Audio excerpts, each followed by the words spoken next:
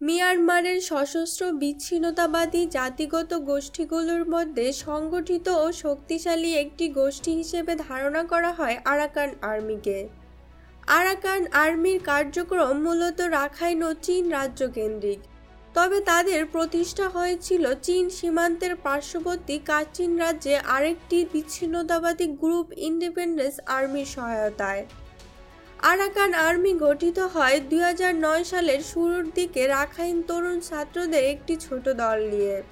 মিয়ানমারের উত্তরে চীনা সীমান্তবর্তী কাচিন রাজ্যের কাচিন ইন্ডিপেন্ডেন্স আর্মি কেআই এর সহায়তায় এ দলটি গঠিত হয় এবং সেখানে তারা প্রশিক্ষণ নেয়। প্রাথমিকভাবে তাদের রিক্রুটরা ছিল অভিবাসী রাখাইন শ্রমিক, যারা কাচিন রাজ্যের পাকান শহরে জেড পাথরের খনিতে কাজ করত। এরপর ধীরে ধীরে রাখাইন রাজ্য ইয়াঙ্গুন থেকে রাখাইনরা কাচিন রাজ্যে গিয়ে আরাকান আর্মির সাথে যোগ দিতে শুরু করে। সেই সময় কেআই এর পাশাপাশি উত্তর মিয়ানমারের অন্যান্য বিদ্রোহী গ্রুপের কাছ থেকেও তারা অস্ত্র ও সামরিক সহায়তা পায়। আনুষ্ঠানিক যুদ্ধবিরতি চুক্তি হলেও বর্তমানে আরাকান আর্মি সামরিক শক্তি বাড়ানোর চেষ্টা প্রতিহত করছে মিয়ানমারের সেনাবাহিনী, যার ফলে সাম্প্রতিক সময়ে তাদের মধ্যে সশস্ত্র সংঘাতের ঘটনা ঘটেছে।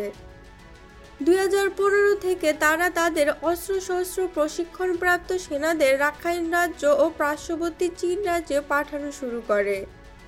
পরবর্তীতে 3 বছরে রাখাইনে মিয়ানমারের সেনাবাহিনীর সাথে তাদের সশস্ত্র সংঘাত অব্যাহত থাকে। 2019 সালে সেই সব বিচ্ছিন্ন সংঘাত রক্তপাতের যুদ্ধে রূপ নেয়।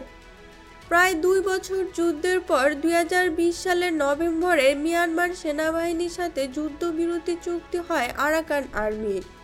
রাখাইন রাজ্যের সাধারণ মানুষের মধ্যে আরাকান আর্মি ব্যাপক জনপ্রিয়তা রয়েছে বলেও মনে করা হয়ে থাকে। আরাকান আর্মির কমান্ডার তুন ইয়াত মাইং মিয়ানমারের অন্যান্য জাতিগত সশস্ত্র বাহিনীর নেতাদের চেয়ে তুলনামূলকভাবে কম বয়সী। এই তরুণ নেতৃত্বের পার্থক্য তাদের কার্যক্রমে প্রতিফলিত হয়। মিয়ানমারের বিভিন্ন অঞ্চল থেকে নতুন সদস্য নিয়োগ করা এবং আর্মির মতাদর্শ প্রচার করায় সোশ্যাল মিডিয়াকে কার্যকরভাবে ব্যবহার করেছে আরাকান আর্মি। তাই অপেক্ষাকৃত নতুন সংগঠন হলেও আরাকান আর্মির সোশ্যাল মিডিয়াকে কার্যক্রম অল্প সময়ে রাখাইন তরুণদের মধ্যে তাদের জনপ্রিয় করে তুলেছে। তাই অপেক্ষাকৃত নতুন সংগঠন হলেও আরাকান আর্মির সোশ্যাল মিডিয়ার কার্যক্রম অল্প সময়ে রাখাইন তরুণদের মধ্যে তাদের জনপ্রিয় করে তুলেছে। আরাকান আর্মিতে নারীদের অংশগ্রহণের মাত্রা অনেক। বর্তমানে অনেক পরিবারই তাদের সন্তানদের আরাকান আর্মিতে যোগ দেওয়ার বিষয়টিও খুশি নয়। বর্তমানে রাখাইন রাজ্যের একটা বড় অংশের নিয়ন্ত্রণ আরাকান আর্মির হাতে রয়েছে। রাখাইন রাজ্যের উত্তরাঞ্চলের 2/3 এলাকায় মূলত আরাকান আর্মির আধিপত্য রয়েছে। রাখাইন রাজ্যের দক্ষিণে 1/3 এলাকায় মূলত বার্মিজ বার্মার জনগোষ্ঠীর বাস, যেখানে আরাকান আর্মি ততটা শক্তিশালী নয়। রাখাইন থেকে বাংলাদেশে পালিয়ে আসা রোহিঙ্গা জনগোষ্ঠীকে ফিরিয়ে নেওয়ার ব্যাপারে আরাকান আর্মির অবস্থান সুনির্দিষ্টভাবে জানা যায় না।